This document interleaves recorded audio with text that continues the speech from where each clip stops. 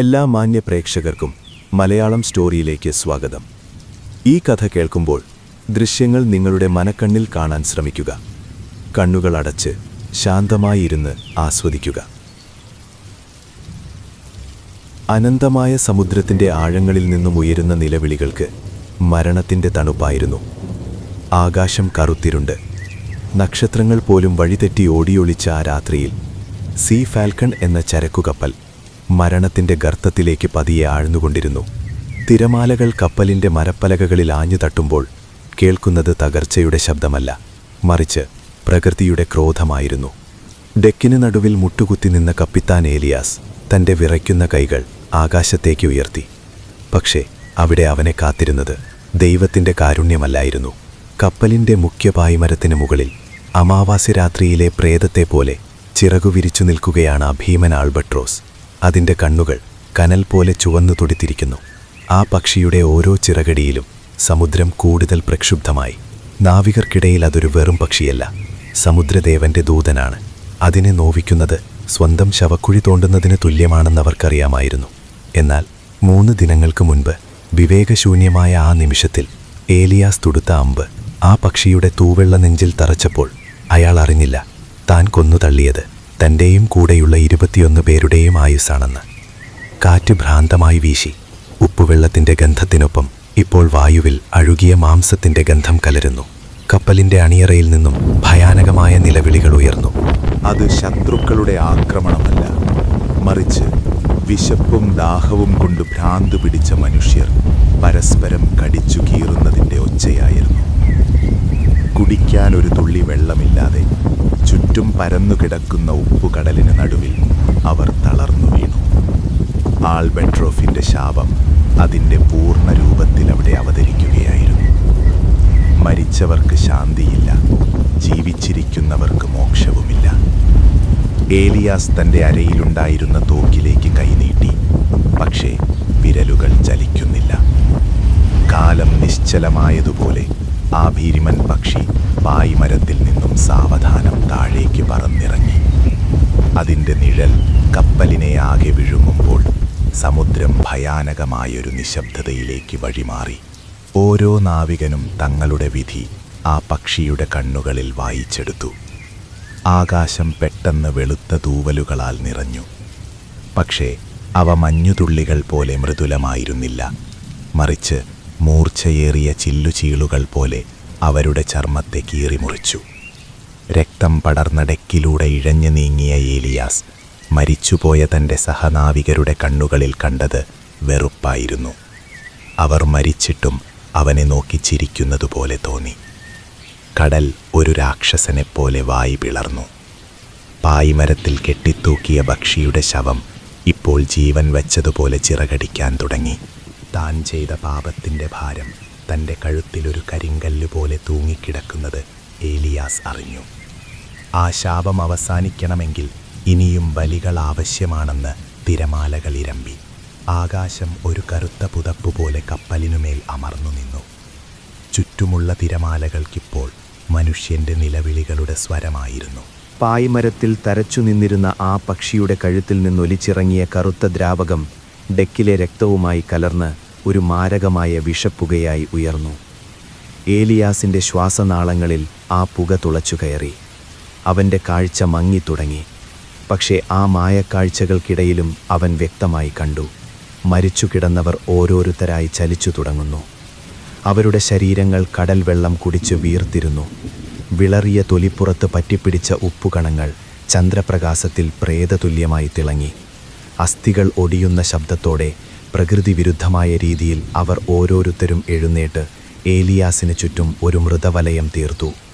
ബലി ബലി എന്ന മന്ത്രണം കാറ്റിൽ അലയടിച്ചു.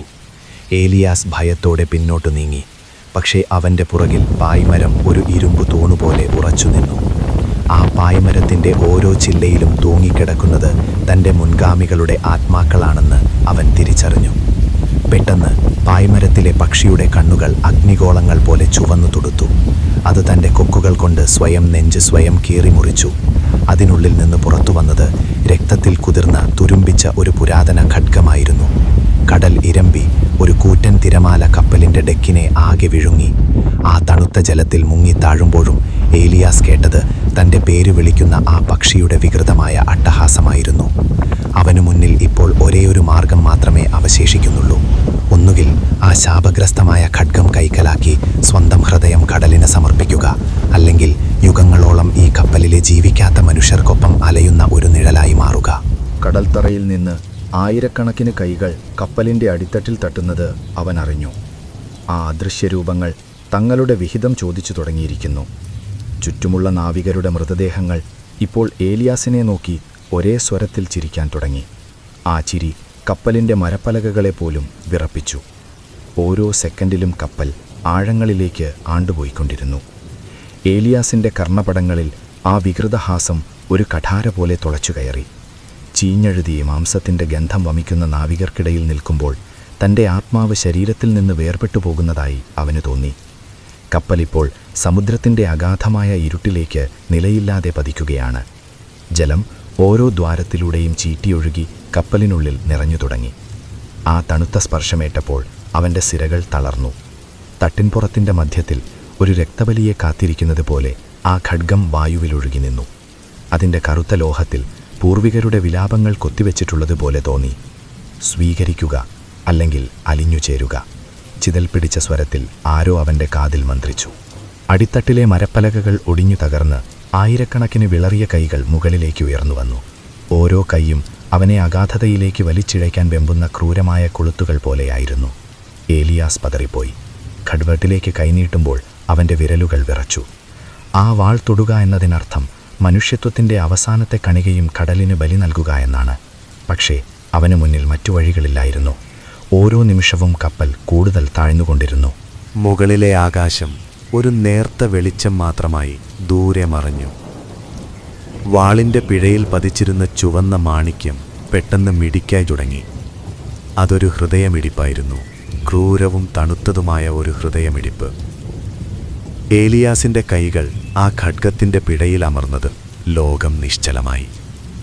ഒരു മിന്നൽ പിണർ അവൻ്റെ നട്ടലിലൂടെ കടന്നുപോയി. അവൻ്റെ കണ്ണുകളിലെ കൃഷ്ണമണികൾ അപ്രത്യക്ഷമായി. പകരം അവിടെ കടലിൻ്റെ ആഴങ്ങളിലെ ഇരുട്ട് നിറഞ്ഞു. പെട്ടെന്ന് ആ കപ്പൽ പിടിച്ചുലഞ്ഞു. കടലിനടിയിൽ നിന്ന് ഒരു ഭീകരമായ അലർച്ച മുഴങ്ങി. അത് മനുഷ്യൻ്റേതോ മൃഗത്തിൻ്റേതോ ആയിരുന്നില്ല. അത് യുഗങ്ങളായി ഉറങ്ങിക്കിടന്ന് ഒരു പുരാതന ശാപത്തിൻ്റെ ഉണർവായിരുന്നു. തൻ്റെ ഹൃദയം പതുക്കെ തണുത്തുറയുന്നത് അവൻ അറിഞ്ഞു. വികാരങ്ങൾ, ഓർമ്മകൾ, സ്നേഹം എല്ലാം കടലിൻ്റെ ഉപ്പുവെള്ളത്തിൽ അലിഞ്ഞില്ലാതായിക്കൊണ്ടിരുന്നു. കപ്പലിന് ചുറ്റുമുള്ള ആ നിഴൽ രൂപങ്ങൾ ഇപ്പോൾ ശാന്തരായി. അവർ ഏലിയാസിൻ്റെ മുന്നിൽ മുട്ടുകുത്തി. അവനിപ്പോൾ അവരുടെ നാഥനാണ്. പക്ഷേ ആ സിംഹാസനം മരണത്തിൻ്റെ തണുപ്പുള്ളതായിരുന്നു. പെട്ടെന്ന് കപ്പലിൻ്റെ തകർന്ന പായ്മരങ്ങൾ സ്വയം നിവർന്നു. കീറിപ്പറിഞ്ഞ തുണികൾക്ക് പകരം കറുത്ത പുക പായ്മരങ്ങളിൽ നിറഞ്ഞു. കപ്പൽ ആഴങ്ങളിലേക്ക് താഴ്ന്നു പോകുന്നത് നിർത്തി. പകരം അത് അദൃശ്യമായ ഒരു ഊർജ്ജത്താൽ മുന്നോട്ട് കുതിക്കാൻ തുടങ്ങി. സമുദ്രത്തിൻ്റെ ഉപരിതലത്തിൽ വമ്പിച്ച് തിരമാലകൾ ആഞ്ഞടിച്ചു. ഒരു കൊടുങ്കാട്ടിൻ്റെ വരവറിയിച്ചുകൊണ്ട് ആകാശം രക്തവർണ്ണമായി മാറി. ഏലിയാസ് കപ്പലിൻ്റെ അമരത്തേക്ക് നടന്നു. ഓരോ ചുവടിലും അവൻ്റെ പാദമുദ്രകൾ കപ്പലിൻ്റെ പലകകളിൽ കരിഞ്ഞു പടർന്നു. അവനിപ്പോൾ കടലിൻ്റെ അടിത്തട്ടിലെ ഓരോ മണൽത്തരിയുടെയും ചലനം അറിയാൻ കഴിയുന്നുണ്ടായിരുന്നു. പക്ഷേ ആ ശക്തിക്ക് അവൻ നൽകേണ്ടി വന്ന വില വളരെ വലുതായിരുന്നു. അവൻ്റെ നെഞ്ചിൽ ഒരു ശൂന്യത മാത്രം അവശേഷിച്ചു. ആ ശൂന്യതയിൽ നിന്ന് ഒരു പുതിയ തരം വിശപ്പ് അവനിൽ ഉടലെടുത്തു. ആത്മാക്കളെ തേടിയുള്ള വിശപ്പ്. ദൂരെ ഒരു കപ്പലിൻ്റെ വിളക്കുകൾ മങ്ങിക്കത്തുന്നത് അവൻ്റെ കാഴ്ചയിൽപ്പെട്ടു. ഒരു പുതിയ ഇര. ഏലിയാസിൻ്റെ ചുണ്ടുകളിൽ ഒരു ക്രൂരമായ പുഞ്ചിരി വിരിഞ്ഞു.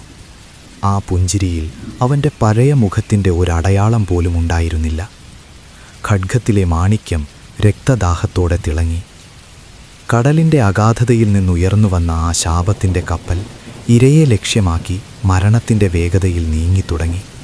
തരംഗങ്ങൾക്കിടയിൽ നിന്ന് ആയിരക്കണക്കിന് ശബ്ദങ്ങൾ ഒരേ സമയം മന്ത്രിച്ചു. തിരിച്ചുപോക്കില്ല, ഇനി ഒരിക്കലും തിരിച്ചുപോക്കില്ല. ആ ഇരുളിൽ തിരമാലകൾക്കു മുകളിൽ ഒരു കറുത്ത സർപ്പത്തെ പോലെ ആ കപ്പൽ നീന്തി. കടൽക്കാറ്റ് ഏലിയാസിൻ്റെ കറുത്ത കുപ്പായത്തെ ചമ്മട്ടി കൊണ്ടെന്ന പോലെ തല്ലി. ഓരോ കാറ്റിലും മരണത്തിൻ്റെ തണുപ്പും ജീർണിച്ച മാംസത്തിൻ്റെ ഗന്ധവും കലർന്നിരുന്നു. ദൂരെ ആഡംബരത്തിൻ്റെ വെളിച്ചത്തിൽ കുളിച്ചു നിൽക്കുന്ന ആ യാത്രാക്കപ്പൽ ഒരു വലിയ നക്ഷത്രം കടലിൽ വീണതുപോലെ തോന്നിച്ചു. സംഗീതത്തിൻ്റെയും ചിരിയുടെയും നേർത്ത മുഴക്കങ്ങൾ കാറ്റിലൂടെ ഒഴുകി വരുന്നുണ്ടായിരുന്നു. എന്നാൽ ആ ശബ്ദങ്ങളെല്ലാം ഏലിയാസിൻ്റെ കാതുകളിലെത്തിയത് ദീനരോധനങ്ങളായാണ്. അവൻ്റെ ഉള്ളിലുറങ്ങിക്കിടന്ന ആ പുരാതനമായ വിശപ്പ് ഉണർന്നു കഴിഞ്ഞിരുന്നു. ഖഡ്ഗത്തിലെ മാണിക്യം ഇപ്പോൾ ഒരു ഹൃദയമിടിപ്പ് പോലെ മിന്നിമറയുന്നു. അത് ഏലിയാസിൻ്റെ രക്തവുമായി സംവദിക്കുകയാണ്. ഓരോ സ്പന്ദനത്തിലും അവൻ്റെ സിരകളിലൂടെ തണുത്ത ലാവ ഒഴുകുന്നതുപോലെ അവനു തോന്നി. അവൻ്റെ വിരലുകൾ വാളിൻ്റെ പിടിയിൽ മുറുകി. ചർമ്മം വിളറി വെളുത്ത് നഖങ്ങൾ കറുത്തു കൂർത്തുവരുന്നത് അവനറിഞ്ഞില്ല. കണ്ണുകളിലെ കറുപ്പ് പടർന്ന് കൃഷ്ണമണികളെ വിഴുങ്ങിയിരുന്നു. അവനിപ്പോൾ ഒരു മനുഷ്യനല്ല, മറിച്ച് ഈ സമുദ്രം നൂറ്റാണ്ടുകളായി കാത്തുസൂക്ഷിച്ച ഒരു പ്രതികാരത്തിൻ്റെ ആയുധം മാത്രമാണ്. ചുറ്റുമുള്ള മഞ്ഞ് കൂടുതൽ കനത്തു. ആ ആഡംബര കപ്പലിനെ വരിഞ്ഞു മുറിക്കാൻ പോകുന്ന ഒരു പ്രേതവല പോലെ ആ മഞ്ഞു പടർന്നു പിടിച്ചു. കപ്പലിലെ കാവൽക്കാർ അസ്വസ്ഥരായി അങ്ങുമിങ്ങും നോക്കി. അവരുടെ വിളക്കുകൾ മങ്ങിയ പ്രകാശത്തിൽ വിറച്ചു. കടൽ പെട്ടെന്ന് നിശബ്ദമായി. തിരമാലകളുടെ ഇരമ്പൽ നിലച്ചു. കാറ്റ് ശ്വാസമടക്കി പിടിച്ചു. ആ നിശബ്ദതയെ ഭേദിച്ചുകൊണ്ട് ഏലിയാസിൻ്റെ കപ്പൽ ആ ഇരയുടെ അരികിലേക്ക് അടുത്തെത്തി. ഒരു നിഴൽ പോലെ ശബ്ദമില്ലാതെ അതാ ഭീമൻ കപ്പലിൻ്റെ പാർശ്വങ്ങളിലേക്ക് ചേർന്നു നിന്നു. കപ്പലിൻ്റെ ഡെക്കിൽ നിന്നിരുന്ന ഒരു ചെറുപ്പക്കാരൻ താഴെ ഇരുട്ടിലേക്ക് നോക്കി. അവൻ്റെ കണ്ണുകളിൽ പരിഭ്രാന്തി പടർന്നു. തിരമാലകൾക്കിടയിൽ നിന്നുയർന്നു നിൽക്കുന്ന ആ കറുത്ത പായമരങ്ങളും അവയിൽ നിന്ന് തൂങ്ങിക്കിടക്കുന്ന അസ്ഥികൂടങ്ങൾ പോലുള്ള കയറുകളും അവൻ്റെ യുക്തിക്ക് നിരക്കാത്തതായിരുന്നു. അവൻ വിളിച്ചു പറയാനാഞ്ഞു, പക്ഷേ അവൻ്റെ തൊണ്ടയിൽ നിന്ന് ശബ്ദം പുറത്തു വന്നില്ല. ഏലിയാസ് പതുക്കെ തലയുയർത്തി നോക്കി. അവൻ്റെ മുഖത്തെ ആ ക്രൂരമായ ഭാവം കണ്ട ആ യുവാവിൻ്റെ ഹൃദയം ഒരു നിമിഷം നിശ്ചലമായി. നിന്റെ ആത്മാവ് ഈ കടലിൻ്റേതാണ്, ഏലിയാസ് മന്ത്രിച്ചു. ആ വാക്കുകൾ കാറ്റിലൂടെയല്ല, മറിച്ച് ആ യുവാവിൻ്റെ ബോധമണ്ഡലത്തിലൂടെയാണ് കടന്നുപോയത്. പെട്ടെന്ന് ഏലിയാസിൻ്റെ കപ്പലിൽ നിന്ന് ആയിരക്കണക്കിനു കറുത്ത നിഴലുകൾ മുകളിലേക്ക് പടരാൻ തുടങ്ങി. അവ വെറും മനുഷ്യരല്ലായിരുന്നു. നൂറ്റാണ്ടുകളായി ഈ ശാപത്തിൽ തളയ്ക്കപ്പെട്ട ആത്മാക്കളുടെ പുകപടലങ്ങളായിരുന്നു. അവരാ ആഡംബര കപ്പലിൻ്റെ തട്ടിലേക്ക് ഇരച്ചു കയറി. നിലവിളികൾ ഉയരാൻ തുടങ്ങുന്നതിന് തൊട്ടുമുമ്പ് ഏലിയാസ് തൻ്റെ ഖഡ്ഗം വായുവിൽ വീശി. ഒരു രക്തവർണമായ പ്രകാശം ആ രാത്രിയെ പിളർന്നു. ഖഡ്ഗത്തിൽ നിന്നുള്ള ഓരോ തരംഗവും കപ്പലിൻ്റെ മരപ്പലകകളെ വിറപ്പിച്ചു. ആഡംബര കപ്പലിലെ ഓരോ വിളക്കും ഒന്നൊന്നായി അണഞ്ഞു. അന്ധകാരം കപ്പലിനെ പൂർണ്ണമായും വിഴുങ്ങി. ആ ഇരുട്ടിൽ വജ്രങ്ങൾ തിളങ്ങുന്ന ഉടയാടകൾ ധരിച്ചവരും അധികാരത്തിൻ്റെ ഗർവിലിരുന്നവരും ഒരുപോലെ മരണത്തിൻ്റെ തണുത്ത സ്പർശമറിഞ്ഞു. അവരുടെ രക്തം ഡെക്കിലൂടെ ഒഴുകി സമുദ്രത്തിൽ ചേരുമ്പോൾ കടലിൻ്റെ ആഴങ്ങളിൽ നിന്ന് ഒരു വലിയ ഗർജനമുയർന്നു. അത് വിശക്കുന്ന ഒരു മൃഗത്തിൻ്റെ സംതൃപ്തിയോടെയുള്ള ഇരമ്പലായിരുന്നു. ഏലിയാസ് പതുക്കെ ആ കപ്പലിൻ്റെ ഡെക്കിലേക്ക് ചുവടുവച്ചു. ഓരോ ചുവടിലും അവൻ്റെ പാദമുദ്രകൾ കരിഞ്ഞു പോകുന്നുണ്ടായിരുന്നു. അവൻ്റെ മുൻപിൽ കണ്ട കാഴ്ചകൾ അവനിൽ ഒരു വികാരവും ഉണർത്തിയില്ല. ദയ എന്ന വാക്കിൻ്റെ അർത്ഥം അവൻ്റെ ഓർമ്മകളിൽ നിന്നു മാഞ്ഞുപോയിരുന്നു. ഖഡ്ഗത്തിലെ മാണിക്യം ഇപ്പോൾ കൂടുതൽ ചുവന്നു തുടുത്തു. അത് ഇരയുടെ ജീവൻ്റെ ചൂട് ആവോളം ആസ്വദിക്കുകയായിരുന്നു. കപ്പലിലെ ഓരോ മൂലയിൽ നിന്നും മരണത്തിൻ്റെ ഗന്ധം വമിച്ചു തുടങ്ങിയപ്പോൾ ഏലിയാസ് തൻ്റെ അടുത്ത ലക്ഷ്യത്തിലേക്ക് കണ്ണുകൾ പായിച്ചു. അവൻ്റെ ദാഹം തീർന്നിരുന്നില്ല, അതൊരിക്കലും തീരുകയുമില്ല. സമുദ്രം അതിൻ്റെ പുതിയ ഇരയെ ആഘോഷിക്കുകയായിരുന്നു. ഏലിയാസ് ആ ആഘോഷത്തിൻ്റെ നിഗൂഢനായ കാർമ്മികനും. തളം കെട്ടിയ രക്തത്തിൽ അവൻ്റെ പാദങ്ങൾ പതിഞ്ഞപ്പോഴുണ്ടായ നേർത്ത ചടുല ശബ്ദം മാത്രം ആ നിശബ്ദതയെ ഭേദിച്ചു. മുകളിൽ പായ്മരങ്ങൾക്കിടയിൽ കാറ്റ് അലറുന്നുണ്ടായിരുന്നു. അത് പിടയുന്ന ആത്മാക്കളുടെ വിലാപം പോലെ അന്തരീക്ഷത്തിൽ തങ്ങി നിന്നു. കപ്പലിൻ്റെ അമരത്ത് ചന്ദ്രപ്രകാശത്തിൻ്റെ വിളറിയ രശ്മികൾക്കിടയിൽ വിറയ്ക്കുന്ന ഒരു നിഴൽ ഏലിയാസിൻ്റെ കണ്ണുകളിലുടക്കി. കപ്പൽ തലവൻ അലക്സാണ്ടർ ആയിരുന്നു അത്. ഭയം അയാളുടെ സിരകളിൽ മഞ്ഞുപോലെ തണുത്തുറഞ്ഞിരുന്നു. തൻ്റെ നേർക്ക് നടന്നെടുക്കുന്ന ആ രൂപം വെറുമൊരു മനുഷ്യനല്ലെന്ന് അയാൾ തിരിച്ചറിഞ്ഞു. ഇരുളിൻ്റെ ഉടയാടയണിഞ്ഞ ഒരു വിധി പോലെ ഏലിയാസ് ഓരോ ചുവടും അളന്നുവെച്ചു. അവൻ്റെ കയ്യിലെ ഖഡ്ഗം വായുവിൽ ഒരു നേർത്ത മൂളക്കം സൃഷ്ടിച്ചു. മാണിക്യക്കല്ല് ഇപ്പോൾ ഒരു ഹൃദയമിടിപ്പ് പോലെ താളത്തിൽ മിടിക്കുന്നുണ്ട്. ഓരോ സ്പന്ദനത്തിലും അത് അലക്സാണ്ടറുടെ ജീവന്റെ ഊർജത്തെ മാടി വിളിച്ചു. കപ്പലിൻ്റെ തടിപ്പലകകൾ ഏലിയാസിൻ്റെ ഭാരത്താൽ ഞരങ്ങി. ചുറ്റുമുള്ള ഇരുളിൽ നിന്ന് അദൃശ്യമായ കൈകൾ നീളുന്നതുപോലെ അയാൾക്ക് തോന്നി. അലക്സാണ്ടർ തൻ്റെ കൈത്തോക്കെടുക്കാൻ ശ്രമിച്ചെങ്കിലും വിറയ്ക്കുന്ന വിരലുകൾ അയാളെ ചതിച്ചു. ഏലിയാസ് ഇപ്പോൾ അയാളുടെ തൊട്ടുമുന്നിലാണ്. അവൻ്റെ കണ്ണുകളിൽ സ്വന്തം പ്രതിബിംബം കണ്ട അലക്സാണ്ടർ നടുങ്ങിപ്പോയി. അവിടെ ഒരു മനുഷ്യനെയല്ല, മറിച്ച് ശൂന്യതയുടെ കറുത്ത ഗർത്തത്തെയായിരുന്നു അയാൾ കണ്ടത്. കാറ്റ് പെട്ടെന്ന് നിശ്ചലമായി. സമുദ്രം ഒരു നിമിഷം ശ്വാസമടക്കി പിടിച്ചു. ഏലിയാസ് തൻ്റെ ഖഡ്ഗം പതുക്കെ ഉയർത്തി. അതിൻ്റെ തിളക്കം അലക്സാണ്ടറുടെ കണ്ണുകളെ അന്ധമാക്കി. വായുവിൽ രക്തത്തിൻ്റെ ലോഹഗന്ധം അസഹനീയമായി പടർന്നു. ആ നിമിഷം കപ്പലിൻ്റെ അടിത്തട്ടിൽ നിന്ന് നിഗൂഢമായ ഒരു മന്ത്രോച്ചാരണം പോലെ തിരനാലകൾ അലയടിച്ചു. ഏലിയാസിൻ്റെ ചുണ്ടുകളിൽ ഒരു നേർത്ത പുഞ്ചിരി വിരിഞ്ഞു. വിനാശത്തിൻ്റെ മനോഹാരിതയുള്ള ഒരു പുഞ്ചിരി. അവൻ്റെ ലക്ഷ്യം കേവലം ഈ ജീവനുകളല്ലായിരുന്നു, മറിച്ച് ഈ രക്തപ്രവാഹത്തിലൂടെ ഉണരാനിരിക്കുന്ന പുരാതനമായ മറ്റൊന്നിൻ്റെ ആഗമനമായിരുന്നു. അലക്സാണ്ടർ നിലവിളിക്കാൻ ശ്രമിച്ചെങ്കിലും ശബ്ദം തൊണ്ടയിൽ കുടുങ്ങി. ഖഡ്ഗത്തിൻ്റെ തുമ്പ് അയാളുടെ നെഞ്ചിന് നേരെ നീണ്ടു. മാണിക്യത്തിൻ്റെ ചുവപ്പ് പടർന്ന് അയാളുടെ വസ്ത്രങ്ങളെ പൊതിയാൻ തുടങ്ങി. ഏലിയാസിൻ്റെ ഉള്ളിൽ ആ ജ്വാല പടരുകയായിരുന്നു. താൻ ചെയ്യുന്ന ക്രൂരതയുടെ ആഴം അവനെ തെല്ലും അസ്വസ്ഥനാക്കിയില്ല, മറിച്ച് ഓരോ തുള്ളി രക്തവും അവന് നൽകിയത് അമാനുഷികമായ ഒരു ഉന്മേഷമായിരുന്നു. ആ കപ്പൽ ഇനി വെറുമൊരു മരക്കൂട്ടമല്ല, മറിച്ച് മരണത്തിൻ്റെ ഒരു ബലിപീഠമാണ്. അവിടെ അർപ്പിക്കപ്പെടുന്ന ഓരോ ശ്വാസവും ഏലിയാസിനെ അവൻ്റെ യഥാർത്ഥ സ്വത്വത്തിലേക്ക് അടുപ്പിച്ചുകൊണ്ടിരുന്നു. കടൽ ഒരു രാക്ഷസനെ പോലെ ഇരമ്പി കപ്പലിനെ അതിൻ്റെ ആഴങ്ങളിലേക്ക് വലിച്ചടുപ്പിക്കാൻ വെമ്പൽ കൊള്ളുന്നതുപോലെ അലക്സാണ്ടറുടെ കണ്ണുകൾ അവസാനമായി ചിമ്മിയപ്പോൾ ഏലിയാസ് തൻ്റെ ഖഡ്ഗം ആഞ്ഞുവീശി. വായുവിൽ ചോരയുടെ ഒരു വില്ലു തെളിഞ്ഞു. അത് സമുദ്രത്തിൻ്റെ ഇരുളിനെ ഒരു നിമിഷം ചുവപ്പിച്ചു.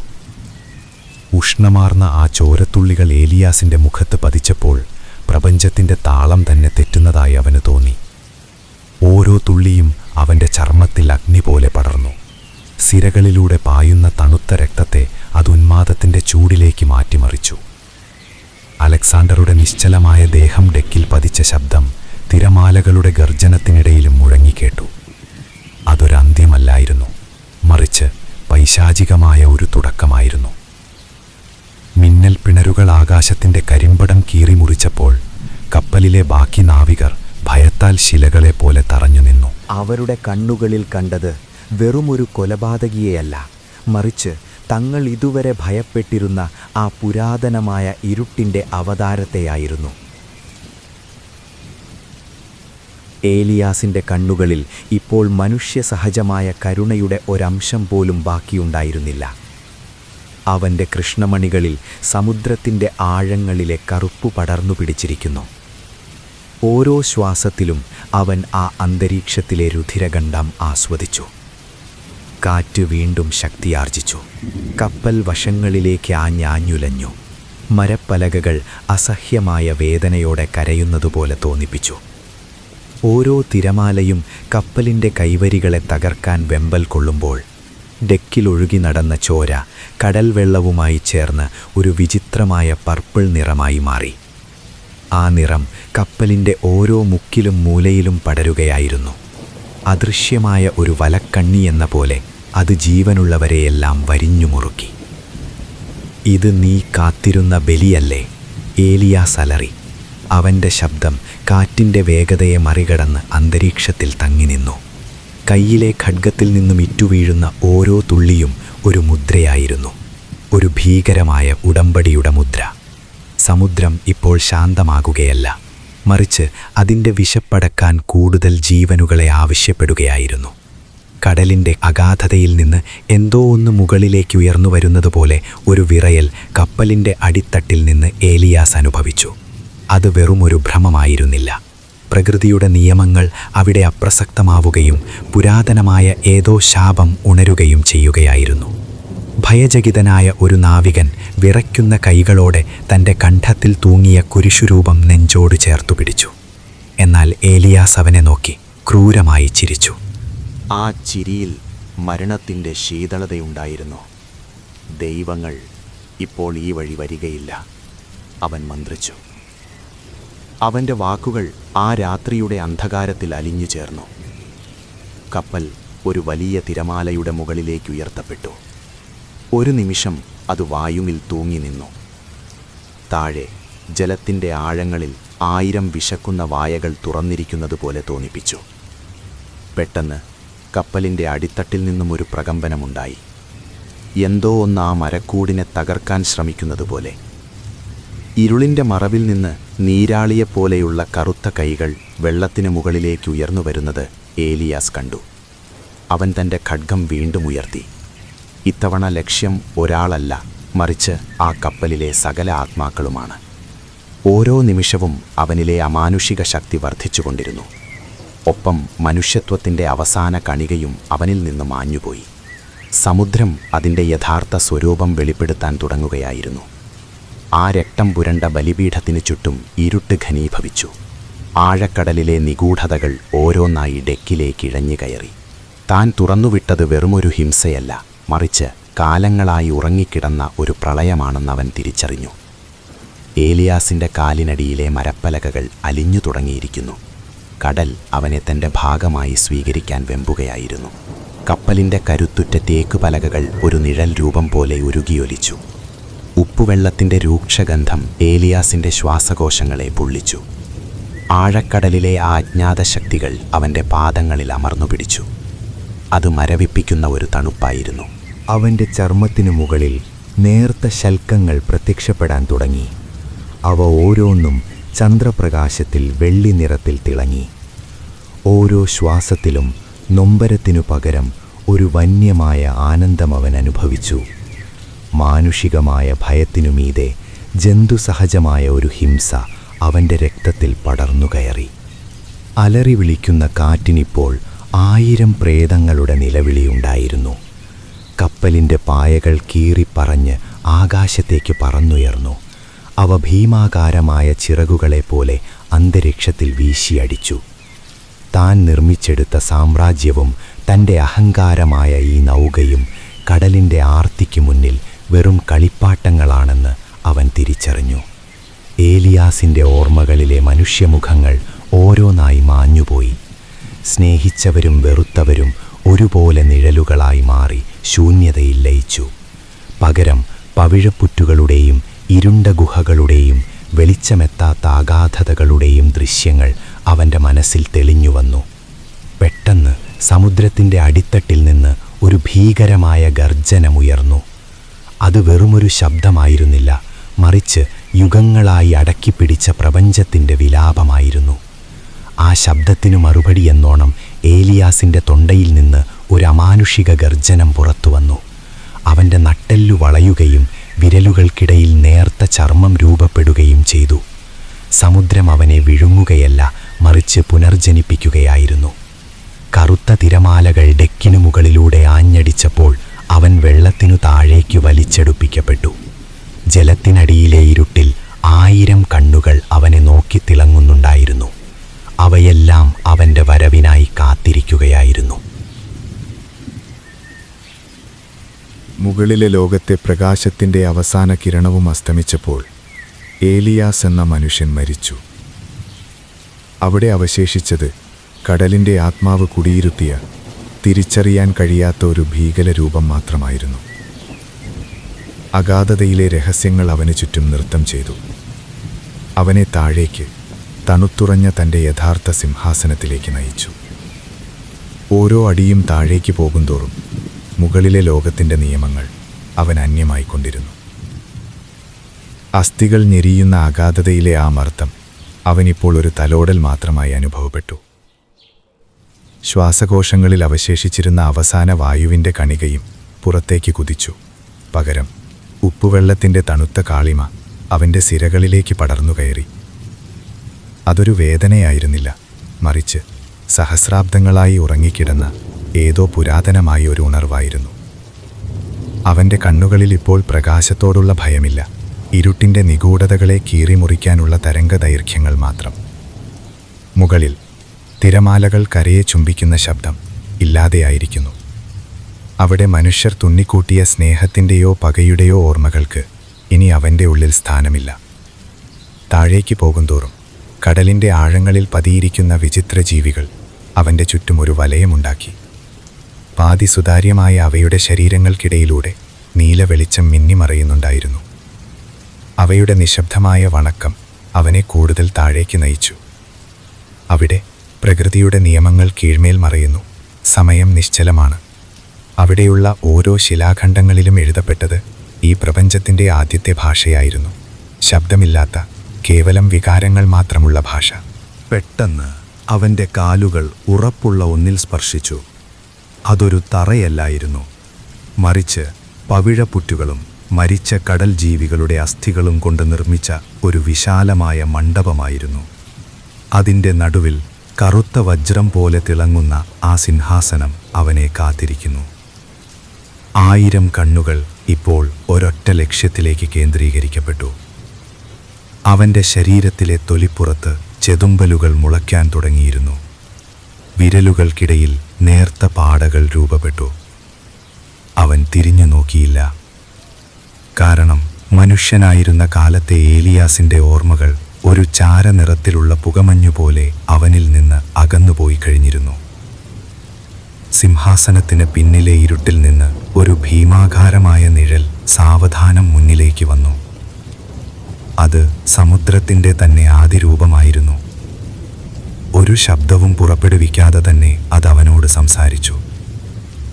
ആ സ്വരം അവൻ്റെ മജ്ജയും മാംസവും തുളച്ചു കയറി. നിന്റെ പിതാമഹന്മാർ വാഗ്ദാനം ചെയ്ത രക്തം ഇതാ ഇവിടെ തിരിച്ചെത്തിയിരിക്കുന്നു. അത് അലറുന്നതുപോലെ അവന് തോന്നി.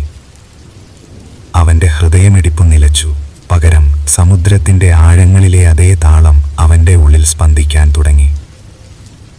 വായുവിനെ സ്നേഹിച്ച ശ്വാസകോശങ്ങൾ ഇപ്പോൾ ജലത്തിൻ്റെ നിഗൂഢത ആവഹിക്കുന്നു. ഭയം അവനെ വിട്ടുപോയിരിക്കുന്നു. പകരം ആ സ്ഥാനത്ത് ഭയാനകമായ ഒരു ശാന്തത നിറഞ്ഞു. അവൻ ആ സിംഹാസനത്തിലേക്കടുത്ത ഓരോ ചുവടിലും കടലിൻ്റെ അടിത്തട്ട് പ്രകമ്പനം കൊണ്ടു. സമുദ്രം അതിൻ്റെ പുതിയ രാജാവിനെ സ്വീകരിക്കാൻ തയ്യാറെടുക്കുകയായിരുന്നു. ഇനി തിരിച്ചുപോകില്ല. പ്രകാശത്തിൻ്റെ ലോകം അവൻ എന്നേക്കുമായി അന്യമായിരിക്കുന്നു. അവൻ്റെ അസ്തിത്വത്തിൻ്റെ ഓരോ അണുവും ഇപ്പോൾ ആ കറുത്ത ആഴത്തിൻ്റെ ഭാഗമാണ്.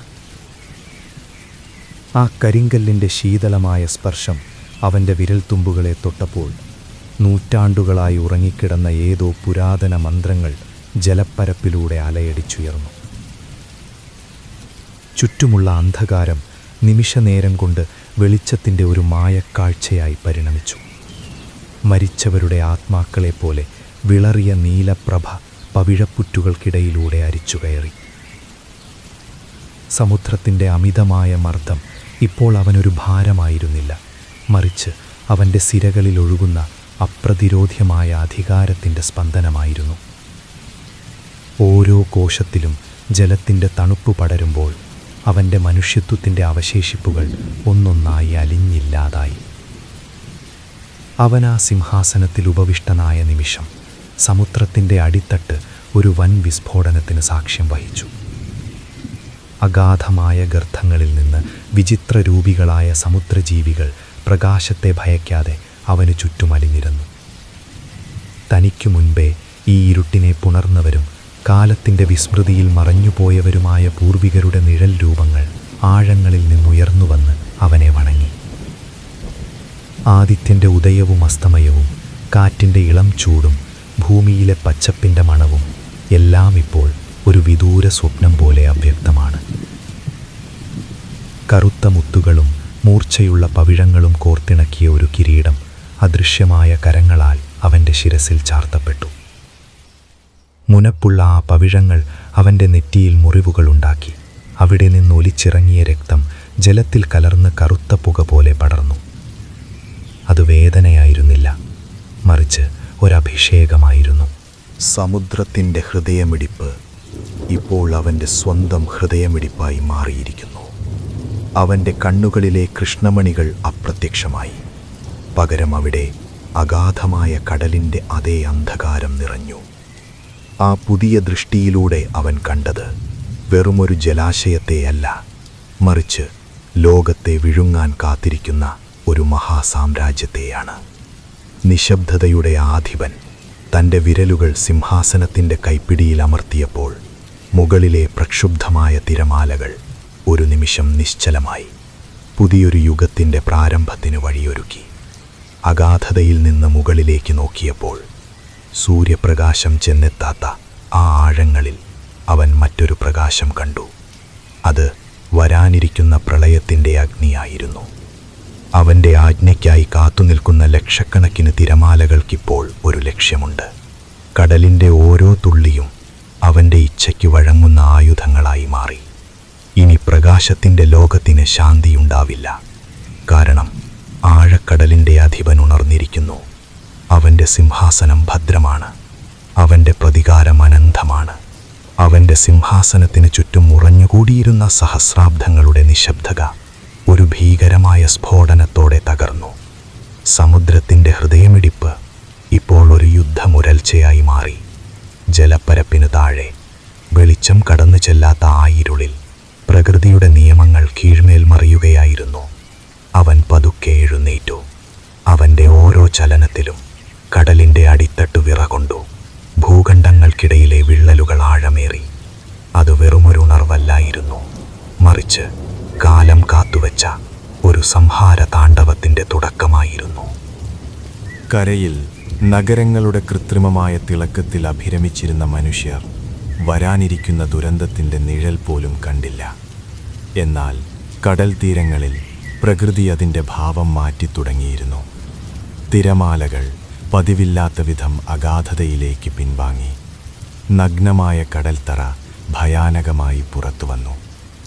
അത് സമുദ്രം ശ്വാസമടക്കി പിടിക്കുന്നത് പോലെയായിരുന്നു. വായുവിൽ ഉപ്പിൻ്റെ ഗന്ധത്തിന് പകരം പുരാതനമായ എന്തോ ഒന്നിൻ്റെ ഗന്ധം പടർന്നു. ആകാശത്തിൻ്റെ നീലിമ മാഞ്ഞ് അവിടെ കനത്ത മേഘങ്ങൾ കറുത്ത തിരശീല പോലെ പടർന്നു. നക്ഷത്രങ്ങൾ ഒന്നൊന്നായി ആ നിഴലിൽ മറഞ്ഞു.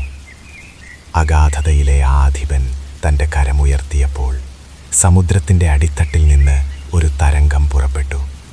അത് വെറുമൊരു തരംഗമായിരുന്നില്ല, മറിച്ച് ഭൂമിയുടെ അച്ചുതണ്ടിനെ പോലും പിടിച്ചുലയ്ക്കാൻ ശേഷിയുള്ള ഊർജപ്രവാഹമായിരുന്നു.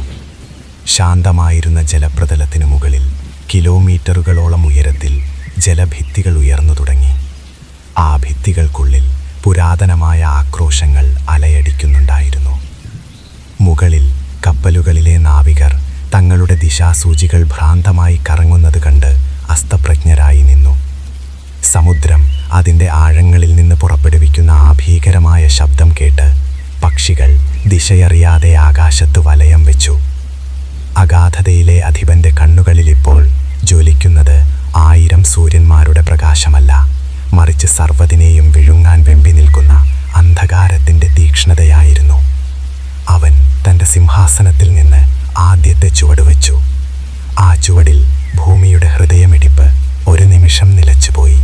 വരാനിരിക്കുന്നത് പ്രളയമല്ല, മറിച്ച് ഭൂമിയുടെ മാറിൽ നിന്ന് മനുഷ്യവംശത്തിൻ്റെ ഓരോ അടയാളവും മായ്ച്ചു കളയാനെത്തുന്ന കാലത്തിൻ്റെ വിധി തീർപ്പായിരുന്നു.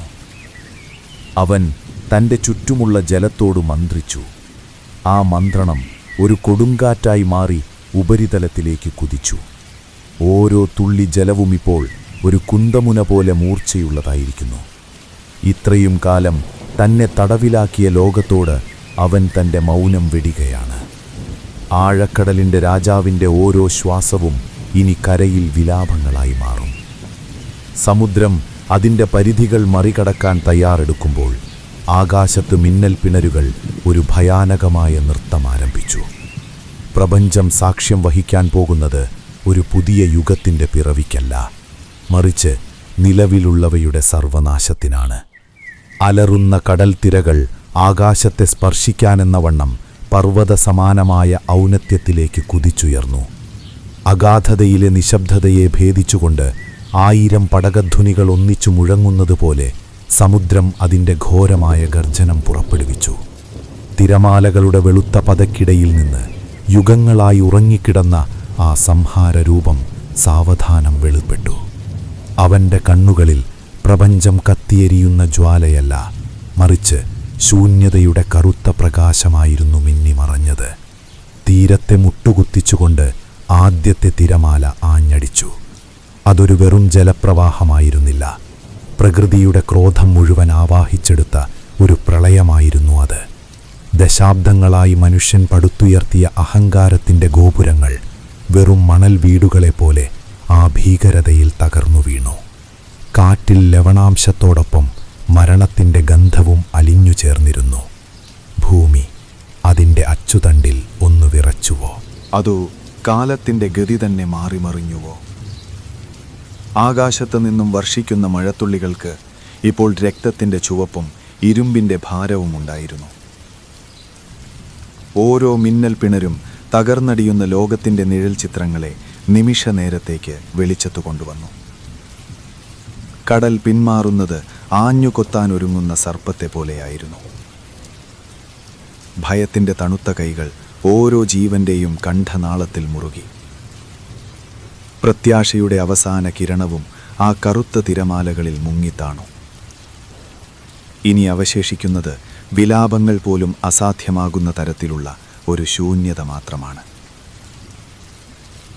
സമുദ്രത്തിൻ്റെ അധിപൻ കരയിലേക്ക് ഓരോ ചുവടും വയ്ക്കുമ്പോൾ മണ്ണ് കീഴടങ്ങലിൻ്റെ വിലാപഗീതം ആലപിച്ചു തുടങ്ങി.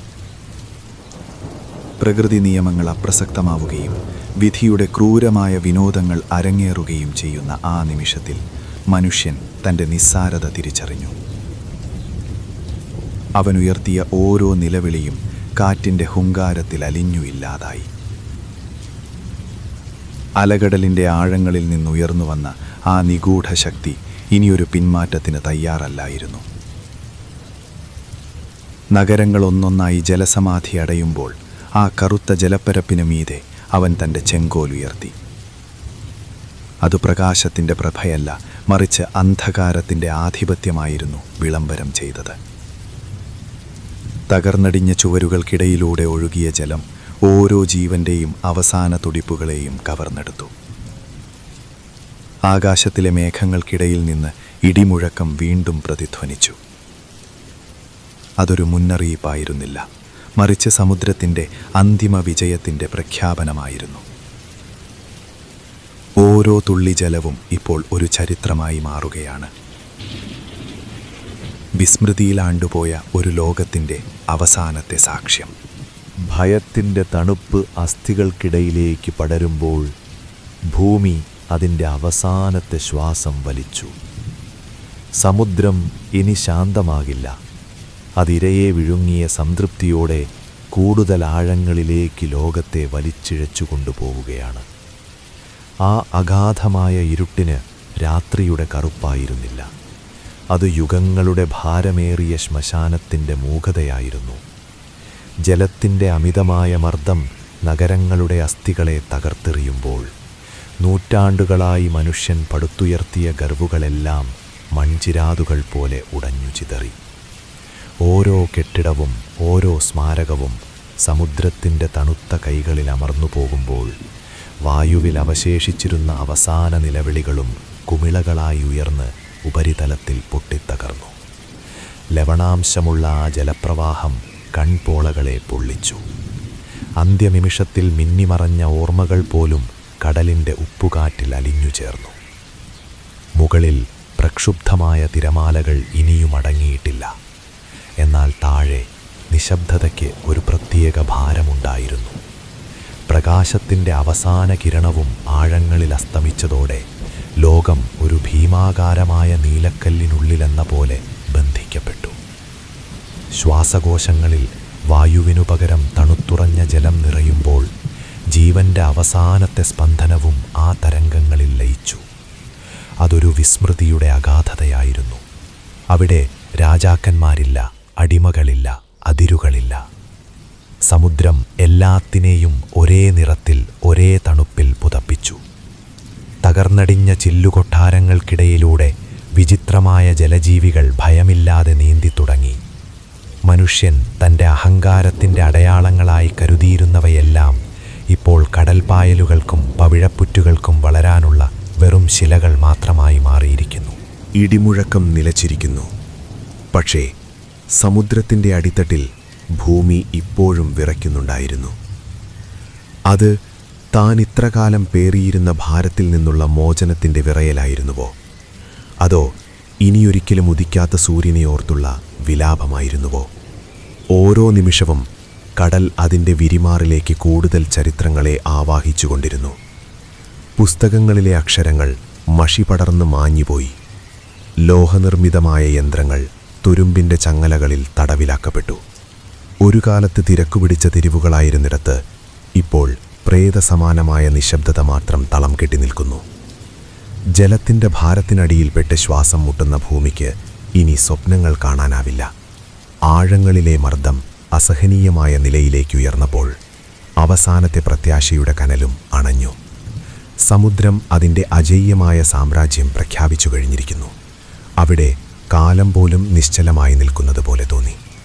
ആ നിഗൂഢമായ നിശബ്ദതയുടെ മൂടുപടം കീറിക്കൊണ്ട് അഗാധതയുടെ ഏതോ കോണിൽ നിന്ന് ഒരു ലോഹമർമരം ഉയർന്നു. അതു കേവലം ഒരു ശബ്ദമായിരുന്നില്ല, മറിച്ച് ശ്വാസം മുട്ടുന്ന ഒരു യന്ത്രത്തിൻ്റെ അന്ത്യശ്വാസമായിരുന്നു.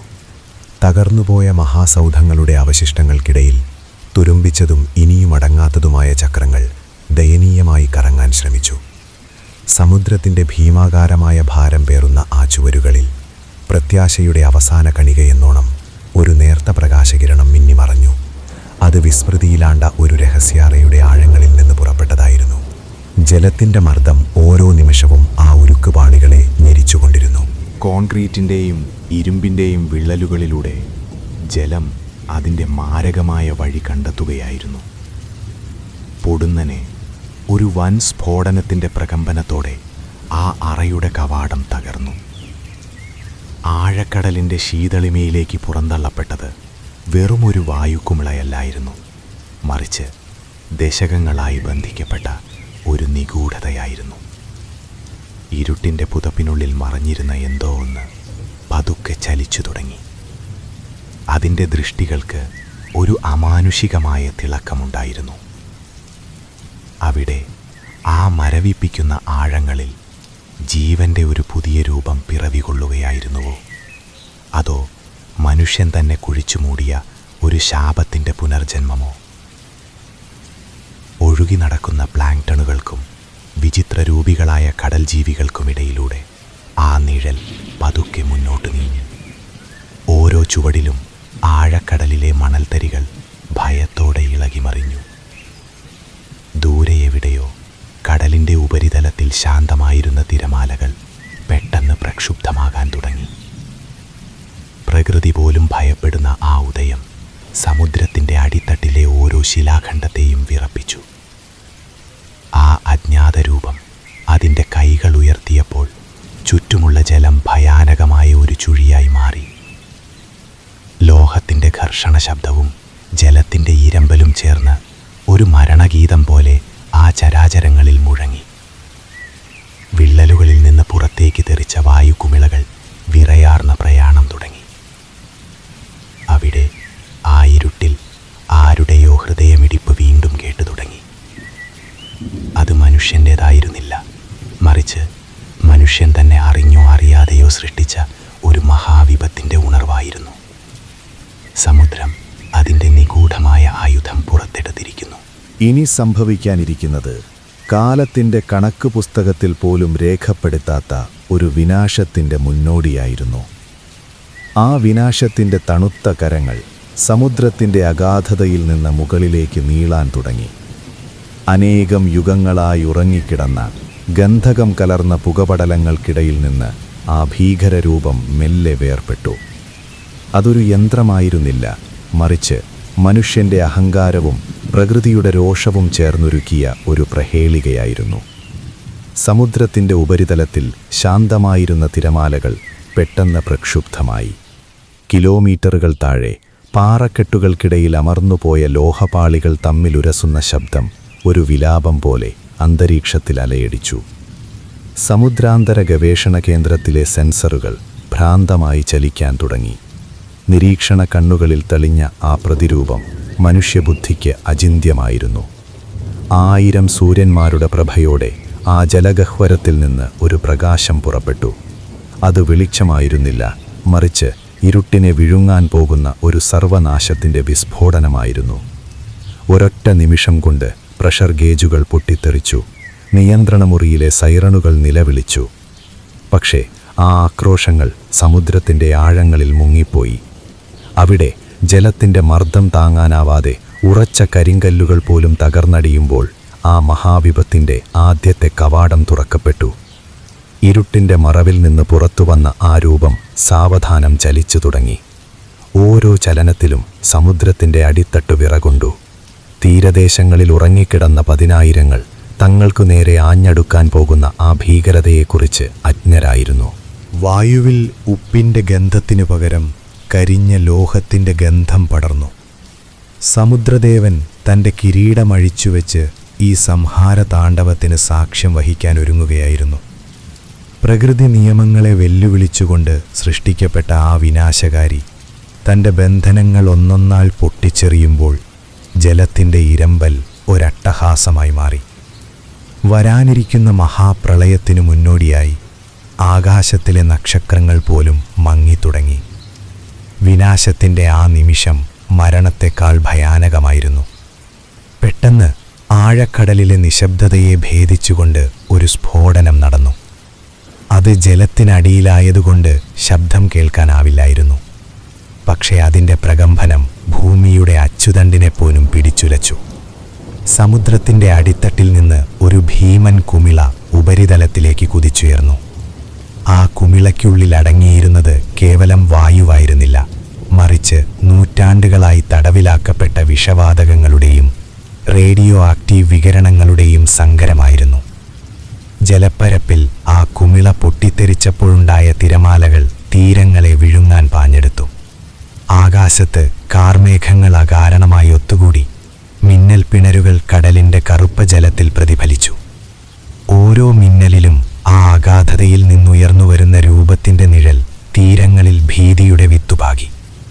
ഇത് പ്രകൃതിയുടെ ഒരു സ്വാഭാവിക മാറ്റമായിരുന്നില്ല, മറിച്ച് മനുഷ്യൻ സ്വന്തം ശവക്കുഴി തോണ്ടിയതിൻ്റെ അന്തിമ ഫലമായിരുന്നു. മറ്റൊരു വീഡിയോയുമായി വീണ്ടും കാണുന്നതുവരേക്കും ഗുഡ് ബൈ.